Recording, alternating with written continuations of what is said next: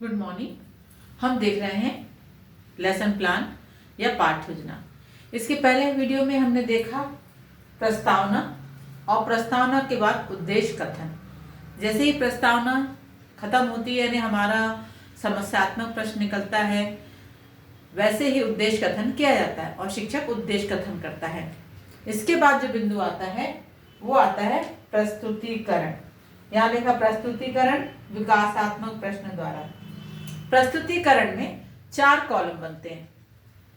पहले कॉलम में विषय वस्तु रहती है, दूसरे कॉलम में शिक्षक क्रिया, तीसरे कॉलम में छात्र छात्र क्रिया और चौथे कॉलम में श्याम पटकार।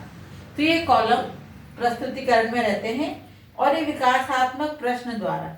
इसका अर्थ ये हुआ कि जो विषय वस्तु है, विषय वस्तु के बाद आता है शिक्षक कथन यानी शिक्षक क्रिया।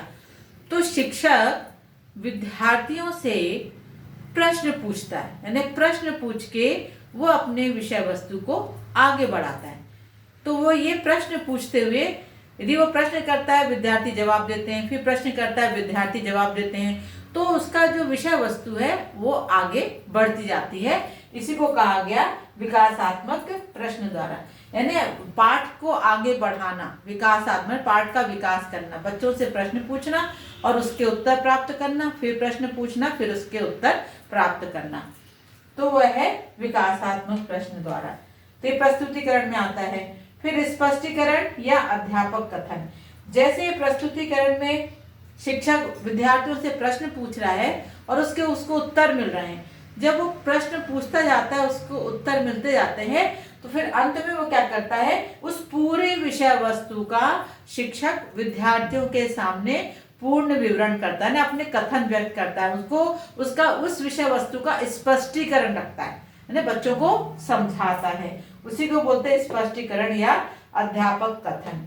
और जब स्पष्टीकरण या अध्यापक कथन हो जाता है, फिर इसके बाद शिक्षक क्या करता है, बोधात्मक प्रश्न यानी वो बोधात्मक प्रश्न मतलब ऐसे प्रश्न करना जो शिक्षक ने पढ़ाया है उस पे आधारित प्रश्न करना, जिससे शिक्षक को ये समझ में आता है कि जो मैंने अभी तक समझाया है वो विद्यार्थियों को समझ में आया या नहीं।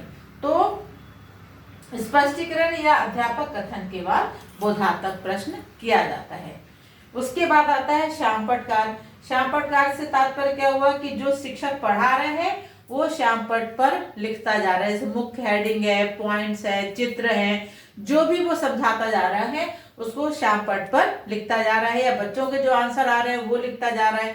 कोई मुख्य बिंदु है, पॉइंट है, वो ब्लैक बोर्ड पर लिखता जा रहा है।